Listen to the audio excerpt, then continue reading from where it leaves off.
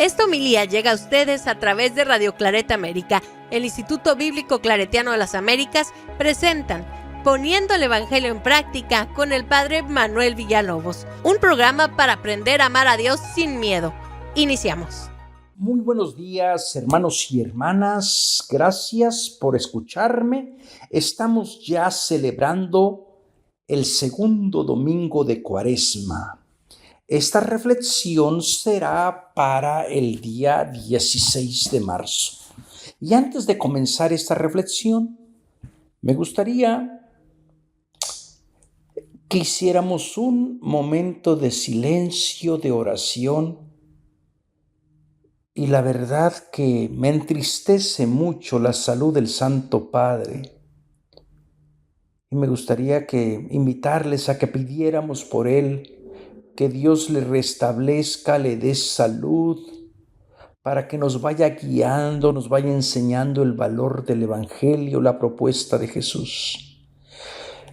Señor Jesús, te pedimos que tu Espíritu se derrame sobre todas las personas enfermas, especialmente sobre tu Hijo Francisco, a quien has llamado para guiar a tu iglesia. Te pedimos que siente en esos momentos de fragilidad, de vulnerabilidad, tu mano sanadora. Te pedimos que alejes sus miedos, las cosas que puedan estropear su salud, para que con esa fe firme que tiene siempre en ti, sea también el agradecimiento por haber recuperado su salud, que dé gloria a tu santo nombre. Todo esto te lo pedimos por Cristo nuestro Señor. Amén. ¿Cómo llevan su Cuaresma? ¿Cómo va trabajando el Espíritu de Dios que la otra semana nos llevaba al desierto? Hoy cambia de escenografía, hoy nos lleva a la montaña. Y si en el desierto había tentaciones, acá va a haber otras tentaciones que van a estar allí muy sutiles. Sin embargo, la realidad es transformada por la gloria de Dios, por la presencia, por su voz, por las figuras de los grandes héroes, ¿verdad? Como es la figura de Elías y de Moisés, y sobre todo para nosotros, de Cristo Jesús. Así que, hermanos y hermanas, vamos a disponernos a escuchar este evangelio tomado de Lucas capítulo 9, versículo 28 al 36. Unos 8 días después de este discurso, Jesús tomó consigo a Pedro, a Juan y a Santiago, y subió a la montaña a orar. Mientras oraba, el aspecto de su rostro cambió de repente y sus vestidos refulgían de blanco. Entonces se vio a 2 hombres que estaban conversando con él. Eran Moisés y Elías, que aparecieron llenos de gloria y hablaban de su partida, que él iba a cumplir en Jerusalén.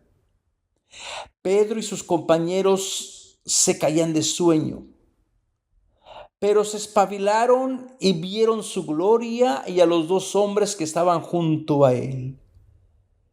Mientras estos se separaban de él, dijo Pedro a Jesús: Maestro, viene muy bien que estemos aquí nosotros. Vamos a hacer 3 tiendas, una para ti, otra para Moisés y otra para Elías. Pero no sabía lo que decía. Mientras hablaba, se formó una nube que los envolvió en su sombra, y al entrar en la nube se asustaron. Entonces salió de la nube una voz que decía: Este es mi Hijo, mi elegido, escúchenle. Después de resonar la voz, se encontró Jesús solo. Ellos guardaron el secreto y por el momento no contaron a nadie nada de lo que habían visto. Palabra de Dios. Un evangelio tan lleno de simbolismo, tan lleno de imágenes bíblicas, especialmente referencias claras a la experiencia del Éxodo, a la experiencia del Deuteronomio. Bueno, y para alegría también nuestras referencias a Elías, que lo vinculan por ahí también con los profetas, y Moisés como el legislador por excelencia, ¿verdad? Entonces, para esta comunidad parece ser que Lucas, tomando prácticamente a su fuente, que es Marcos, Marcos presenta esta historia en el 9:28, y Lucas la toma y va incluso siguiendo el contexto, ¿verdad? Donde se va afirmando acerca del costo del discipulado de los que quieran seguir a Jesús, ¿verdad? Lucas también introduce la historia de la transfiguración en este contexto de seguimiento, el costo del discipulado. No es fácil seguir a Jesús, hermanos y hermanas, créanme que no lo es. Y entre más uno lo conoce, más difícil le cuesta. Bueno, aprovecho, por si no me alcanza el tiempo, para invitarles, si no lo han hecho, por favor suscríbanse al curso que va a dar inicio ya muy pronto, no, pues ya muy pronto, la próxima semana, el próximo lunes, el curso sobre la pasión de Jesús por el doctor Casas, que es un especialista en Biblia de la Universidad Javeriana de Colombia, una universidad con mucho prestigio, ¿verdad? Así que vamos a tener la oportunidad de escucharle y ir descubriendo también cómo Dios va actuando en la vida frágil, vulnerable, en las escenas esas desgarradoras de la cruz, cómo se van a transformar también en momentos de manifestación de la gloria del poder de Dios al resucitarlo de entre los muertos. Para nosotros regularmente no nos cuesta trabajo o nunca nos preguntamos si esta historia realmente sucedió así como la manifiestan los evangelios. Recuerden que cuando se ha tomado más en seriamente el estudio de la Biblia, de la palabra de Dios, pues se cuestiona y dice, bueno, a lo mejor no se escribió tal y como está y lo primero entonces es que hay que ir viendo cómo acercarnos a esta transfiguración. Antes de ir, ¿qué significa? ¿Sucedió realmente algo así? Bueno, hay diferentes teorías. La primera interpretación considera el pasaje como el relato de un acontecimiento histórico que tuvo lugar durante el ministerio de Jesús en Galilea. Muy enseguida, prácticamente cuando Pedro hace esa confesión de tú eres el Cristo, el Hijo del Dios vivo, ¿verdad? Entonces, muchas personas creen que efectivamente esta transfiguración fue real. Muchos especialistas creen. Y a favor de esta explicación, recuerden que pues hablaría entonces de una cristología muy elevada. Tenemos el texto de Filipenses 2:6, de que Cristo, siendo de condición divina, no hizo alarde de su categoría de Dios, al contrario se anonadó. ¿Se acuerdan todo ese himno cristológico? Lástima que no tenemos tiempo para comentar las lecturas, ¿verdad? Sino porque sería bastante interesante también cuando aparecen esos pasajes que van definiendo la naturaleza divina de Jesús, ¿verdad? Entonces, las personas que creen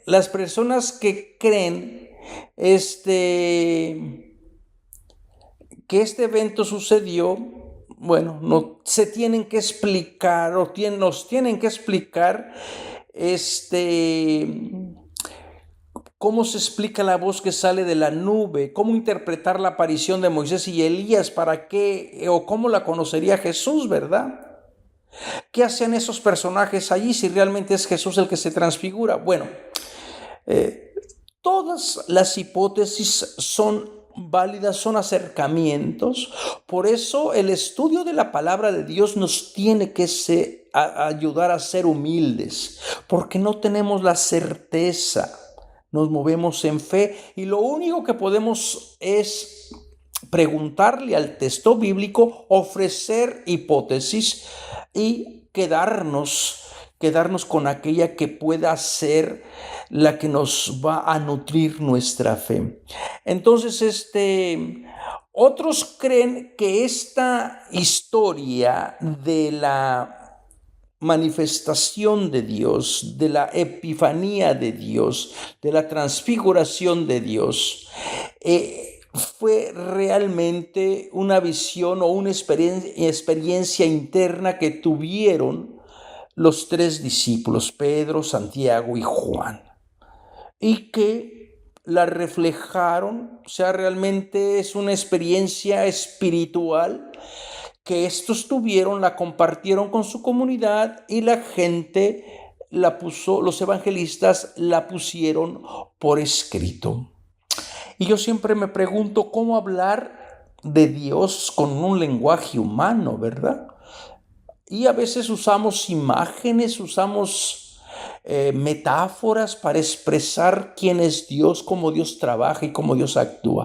Bueno, muchas personas creen entonces que este grupo de seguidores tendría una experiencia mística, una revelación personal, y la compartieron luego con la comunidad y la comunidad la puso por escrito. Otras personas creen que esta es una imagen de Jesús resucitado, y lo único que es una historia pospascual, y lo único que es ver este acontecimiento lo pusieron por escrito cuando ya el evento de la muerte y de la resurrección de Jesús ya había sucedido. Entonces esta es una historia pospascual que ya ha sucedido y simplemente la ponen en estos momentos, ¿no? Entonces, también como todas las demás hipótesis, también tiene sus limitaciones. ¿Cuál sería la función de Moisés y Elías si es un relato de la resurrección de Cristo, si es un evento pospascual? El verbo que se traduce como apareció no se aplica a Jesús, sino a Moisés. Entonces, por ahí también iría esto. Tampoco se menciona la gloria de Jesús en el texto bíblico. La gloria aparece personificada, pero es Dios el del Antiguo Testamento, que aparece con la gloria de Dios, ¿verdad? Entonces, esas son las limitantes de esta hipótesis. Y la otra hipótesis es que es solamente una interpretación puramente simbólica. Esta interpretación simbólica pretende presentar a Jesús como el Hijo del Hombre que viene desde el cielo en la gloria de su Padre en los últimos tiempos. Independientemente de cuál interpretación o cuál hipótesis nos guste más, yo creo que podemos saborear la riqueza simbólica que aparece en este evangelio, ¿verdad? Entonces, lo primero, la idea de que 8 días después, Lucas es el que nos está dando estos detalles casi exactos, como para meternos dentro del tiempo de la salvación, no tanto el tiempo del del Cronos, sino del Kairos, el tiempo de Dios. Entonces como que lo enmarca dentro del tiempo preciso. Acuérdense que para Lucas le interesa mucho entender a Jesús dentro de como de la salvación, pero la salvación que se encarna dentro de una historia, dentro de un tiempo, con personas concretas. Y en este caso, bueno, esta historia que se encarna en un tiempo entra a ser parte de un grupito muy querido por los evangelios. Muy probablemente esto sea histórico, de que Jesús tuvo una relación muy íntima, muy personal con este grupo de Pedro, Santiago y Juan. Y además, bueno, son los primeros que aparecen como invitados, ¿verdad? Andrés como que lo hicieron a un lado. Pero también yo creo que valdría la pena ver que este mismo grupo que aparecen, que son bendecidos con revelaciones extraordinarias, se les enseña a veces en privado, se les explican las parábolas porque no entienden. Pues va a ser también el grupo de los 3 que van a estar en otra montaña, en el Monte de los Olivos, y van a seguir siendo presa fácil del sueño. Entonces, estos 3 que hoy están aquí con Jesús, que son testigos de la gloria de Jesús, también van a ser los mismos que van a subir con Jesús al Monte de los Olivos, pero no van a ser capaces de velar, de orar con Jesús, ¿verdad? ¿Por qué? El sueño de la muerte parece que los tiene allí dominados. Entonces, el verbo de subir también tiene connotaciones de ascenso, el subir, entrar en contacto con la divinidad, entrar en la presencia de Dios, especialmente con el simbolismo de la montaña. Jesús deja el ámbito de lo cotidiano para retirarse a un lugar en el que puede establecer comunicación con Dios. Esto es muy propio de Lucas. Lucas presenta continuamente a Jesús en oración. El evangelio que aparece o que es descrito en el evangelio de Marcos, realmente toda la actividad de Jesús es una oración sin tener que buscar momentos apartes para orar. Hay diferentes maneras de relacionarnos con Dios. Hay personas que sí necesitan ese espacio separado, alejado, y hay otras personas que encuentran a Dios por medio de su trabajo, por medio de sus quehaceres domésticos, por medio de la simplicidad de la vida. 2 tipos de espiritualidades. Entonces, lo típico en el Evangelio de Lucas es que Jesús continuamente está en oración, y esto viene atestiguado ahora por el término de la montaña. Fíjense que este episodio fue muy querido también, no solamente por los evangelios o por escritores del Nuevo Testamento, como es el autor de la segunda carta de Pedro, sino también por la literatura apócrifa. En el evangelio de Pedro también aparece este encuentro de Jesús en la montaña, esta revelación de Jesús como el Hijo amado de Dios.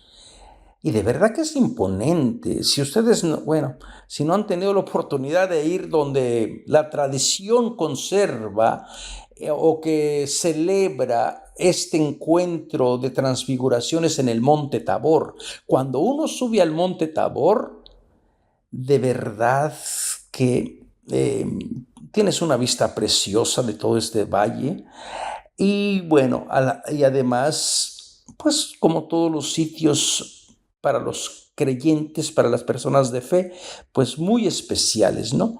Y además la iglesia deja ver una luz preciosa, la iglesia de la transfiguración, una iglesia muy preciosa, Berlusconi, creo que era se me fue ahorita el nombre del arquitecto franciscano que realmente dejó su obra maravillosa por todos los lugares santos, ¿verdad? Y incorporó muy bien los elementos bíblicos. Aquí en la cúpula, en la cima del monte Tabor, entra toda la luz, y de verdad que uno dice, ay, el hecho de estar allí en el espacio no puede experimentar esta gloria. Alguien seguramente de la gente va a saber el nombre de este hermano franciscano, arquitecto franciscano, se me fue ahorita el nombre, pero él fue realmente el que construyó todos los lugares santos modernos, ¿verdad? Y de verdad que hay que darle las gracias porque se ve su creatividad artística y también su reinterpretación del texto bíblico, que lo supo plasmar muy bien por medio de la construcción física. Entonces, Lucas fíjense lo que dice en 2 de Pedro 1:18. Ahí se le llama el Monte Santo o la montaña sagrada. Aquí no se nombra específicamente el monte, ni tampoco en los sinópticos. Por tradición se ha asociado con el monte Tabor, ¿verdad? Del lugar de la manifestación. Quizás lo más importante que podamos rescatar es que el monte es el sitio en que Jesús se pone en contacto con el Padre. Es el sitio de esta intimidad, de esta relación, en donde usted puede encontrar a Dios, en donde usted realiza su oración. ¿Hay algún lugar específico donde pueda usted tener esa cercanía con Dios? Yo, mi lugar favorito, se los confieso y se los revelo, cuando estoy en México es irme al campo, un campo semidesértico, y allá solo uno encuentra de verdad, se admira de la presencia de Dios. Y como nuestra área es semidesértica, uno va viendo los cambios, cómo Dios puede, cómo la tierra puede dar vida si la mayoría del tiempo parece que está muerta, ¿verdad? Entonces, como que eso es una oración, el caminar es una oración.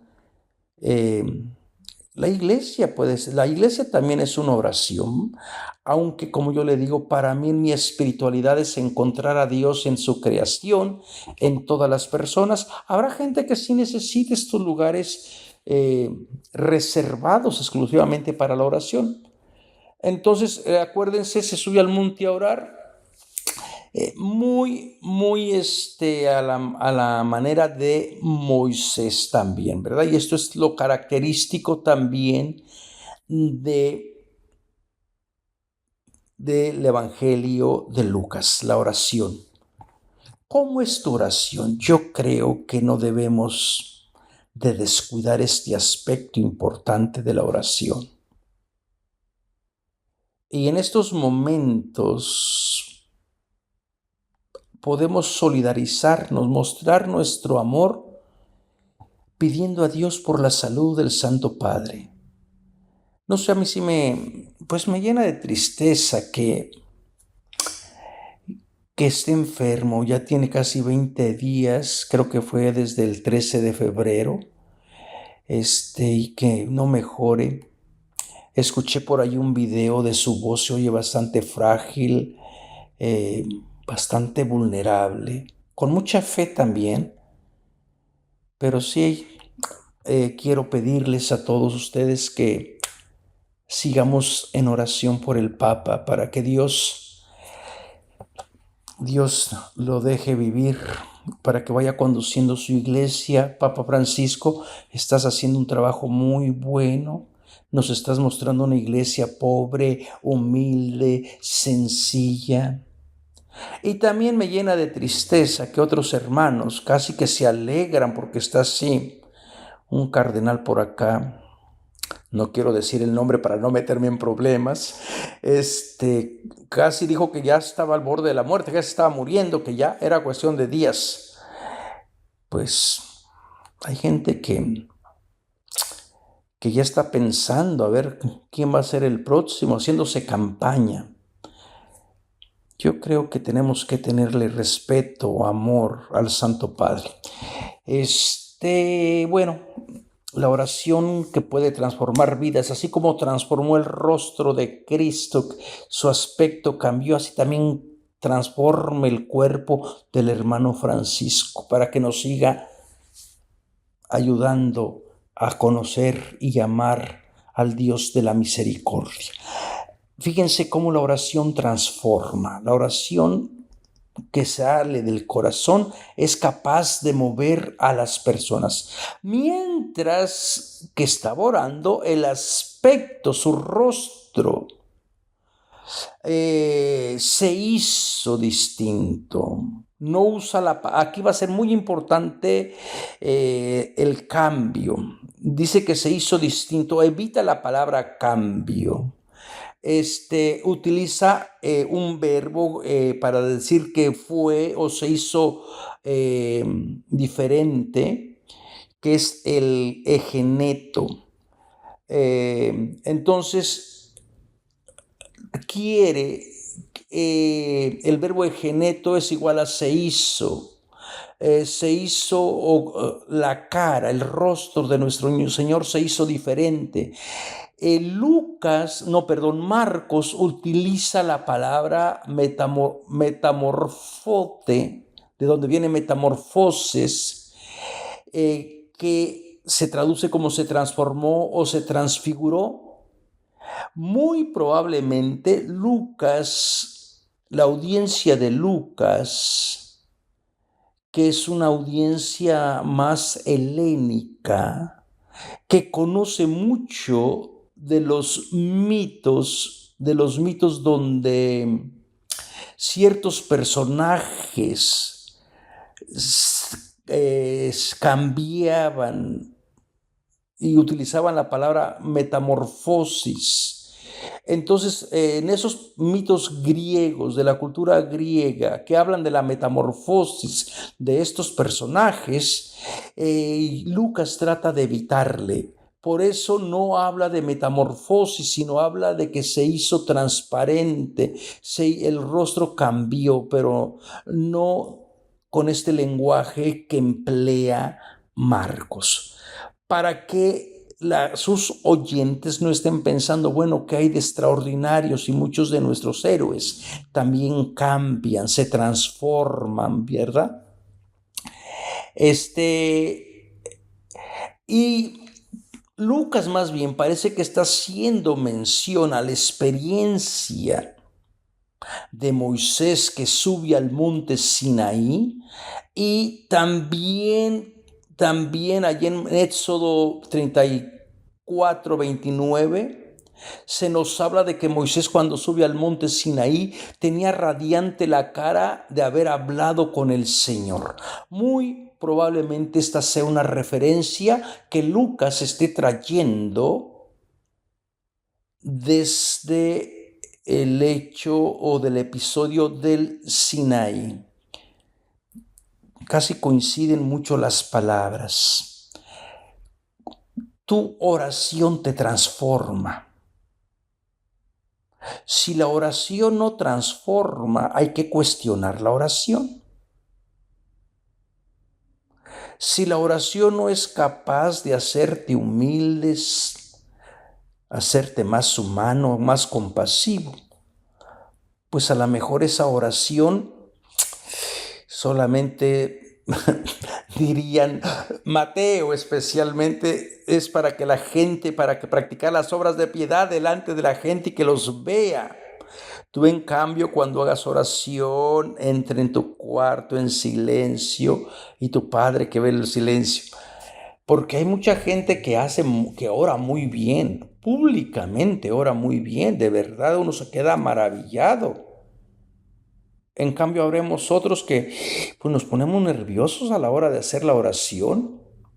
Pero si la oración no transforma, no da vida, no te hace ver, no te hace que la otra gente descubra en ti, en tus palabras, en tu rostro, en tus obras, la presencia de Dios, pues hay que cuestionar. Y aquí el que haga ver en ti, yo no estoy esperando ni quiero invitarles a que busquen este tipo de espiritualidad donde ya los vean con una aureola, con una nube alrededor. No, al cambio, a la transformación, al cambio, al que cambie tu persona, puedes ser más interior, más personal. Así que esto sería como mi interpretación.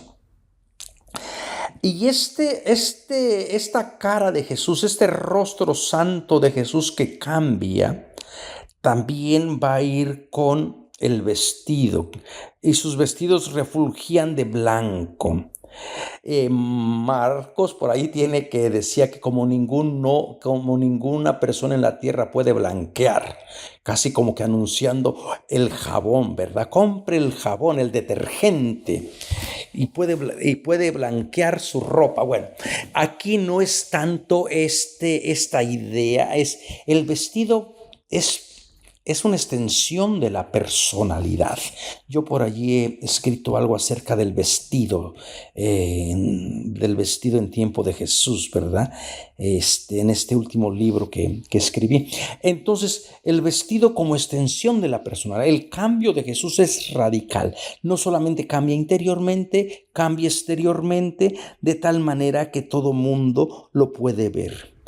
Y recuerden, justamente cambia en el color blanco, en el color de la divinidad, y ese es un color muy querido en el género apocalíptico. Ustedes pueden verlo por ahí en Apocalipsis 2:17, 6:2, 20:11, el color blanco. Ya desde allí también va a ir creando cuestiones ahora hay que ser muy sensibles a cuestiones de racismos, ¿verdad? El color blanco va a estar asociado con el símbolo de la divinidad. En cambio, el color negro pues no va a tener estas connotaciones. Entonces, esta manera de detallar el vestido, el cambio que sufre el vestido de Jesús o que es afectado en el vestido de Jesús, también va a ser una referencia al relámpago. Los van a utilizar mucho en el lenguaje apocalíptico, sobre todo en Ezequiel. Rayos y centellas se hacen transparentes en Ezequiel 1, 27, 28, Daniel 10:6. Este fenómeno divino para decir Dios está con el Hijo que ahora ha sido glorificado. Acuérdense que si una de las hipótesis es que estas historias ya son historias pospascuales, entonces encajaría muy bien ese tipo de interpretación, ¿verdad? Y después aparecen dos hombres. Dos hombres estaban conversando con él, Moisés y Elías. Y también el orden de los personajes cambia, ¿verdad? El orden de los personajes en Lucas y también en Mateo es primero Moisés y luego Elías. En Marcos es primero Elías y luego Moisés. Bueno, en el mundo bíblico sí es importante a quién se nombra primero. En el mundo bíblico la persona que es nombrada primero tiene prominencia, tiene un estatus más elevado que la otra persona, ¿verdad? Estas dos personas representantes del judaísmo están muy asociadas también asociados según el género apocalíptico a la llegada del Mesías, al momento escatológico de la última hora, ¿verdad? Entonces, por un lado tenemos que la gente creía que iba a venir Elías antes de que llegara el Mesías. Y en cuanto a Moisés, aún se mantenía firme aquella promesa del libro del Deuteronomio de 18:15 que decía: un profeta de los tuyos, de tus hermanos como yo, te suscitará el Señor tu Dios, a él escucharás. Entonces hay que escuchar a Moisés, según el judaísmo oficial. Aún por eso va a ser muy importante después lo que viene, ¿no? Ya aquí no hay que escuchar a Moisés. Ese tiempo de la escucha fue bueno, fue querido, pero ahora hay que escuchar a Jesús, no a Moisés. Entonces, todo esto está metido dentro, estas palabras están relacionadas a estos profetas y a este legislador de la ley como los que tienen que venir antes de la llegada del Mesías. Entonces, estos dos profetas, uno representa la ley y a otro los profetas. Y fíjense que esta es una manera muy interesante para Lucas por lo menos, de interpretar las escrituras. Ustedes se acuerdan allá con la parábola propia de Lucas, del rico Epulón, donde muere el rico y es sepultado, muere Lázaro y lo llevan a la presencia del padre Abraham. Y al final comienzan a negociar, porque con Dios hay que negociar, como buenos judíos que compran y venden, y todos están acostumbrados a negociar, pero con la gracia de Dios parece que Dios no entra en eso, y al final dice: allá tienen a Moisés y a los profetas. Es escuchando a Moisés y a los profetas, porque el tema estaba que probablemente en la comunidad de Lucas existan gente del judaísmo que solamente quieren gozar de esta vida, pensando que todo lo que tienen es porque Dios se los ha regalado. Hacen del evangelio de la prosperidad una bendición. Dios me bendice, Dios me bendice. Y no escuchan la voz de los profetas que denuncia que probablemente lo que tú tienes está manchado con el llanto del pobre, porque le has quitado, lo has explotado, lo has oprimido. Entonces, una buena interpretación que hace Lucas es escuchar a Moisés y a los profetas. En otras palabras, escucha la ley, pero una ley que tenga a favor del huérfano, del pobre y de la viuda. A los profetas, no sé si me hice una desviación, espero que no los haya perdido. Entonces, Moisés, representante de la ley, Elías, aunque propiamente no fue profeta, pero en algunas tradiciones lo consideraban como profeta. Entonces tendríamos o lo que Lucas estaría tratando de decir es: no puedes tú basarte solamente en la ley y descuidar a los profetas, la teología de los profetas, los profetas, los amigos de los pobres, de los excluidos, de los marginados, el defensor de todas estas personas cuyos derechos continuamente han sido violados, ¿verdad? Y que aparecieron llenos de gloria. Entonces, ¿quién apareció lleno de gloria? Estaban conversando el texto no dice a quién se apareció Moisés y Elías, pero es lógico que sea a Jesús, puesto que ya sabemos que estaban conversando con él. Y también parece ser que esta misma experiencia de la gloria, de la doxa, la gloria que se les presenta, el resplandor está asociado con la presencia de Dios. Ustedes vean esto en Éxodo 24:17, Éxodo 40:34 y especialmente Éxodo 34:30-35, donde la cara de Moisés es tan radiante por efecto de su cercanía con la gloria de Dios que le tienen que poner un paño, ¿se acuerdan? Y el tema de conversación, pues es un tema importante. No están hablando de cosas superfluas, de cómo está el clima o de qué obra de teatro se va a presentar en el anfiteatro de Cesarea. Están hablando de la partida, del éxodo, de la vida, del vivir puede ser, o también puede ser de la resurrección. El éxodo como salida del sepulcro. Pueden ser estas dos interpretaciones, tan llenas de simbolismo. Y luego después todo esto va a ser en la ciudad de Jerusalén. Va a completarse todo esto en Jerusalén, que iba a llevar al cumplimiento en Jerusalén.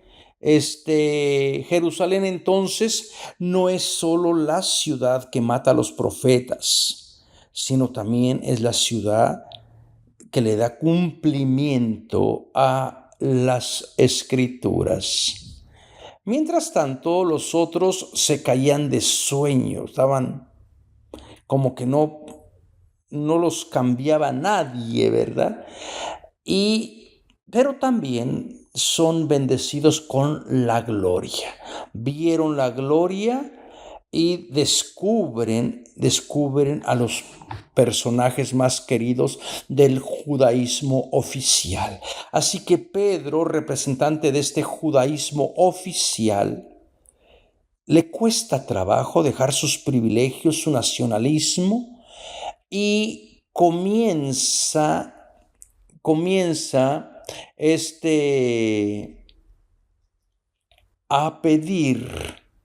a pedir que se hagan las tres tiendas. Quiere prolongar, por un lado, la experiencia que están viviendo de esa gloria, de esa presencia de Dios, pero más interesante, a un nivel más personal, no quieren todavía dejar los privilegios que les da haber sido el pueblo escogido. Se quieren programar todavía hagamos las tres chozas, una mención a Deuteronomio 16:13,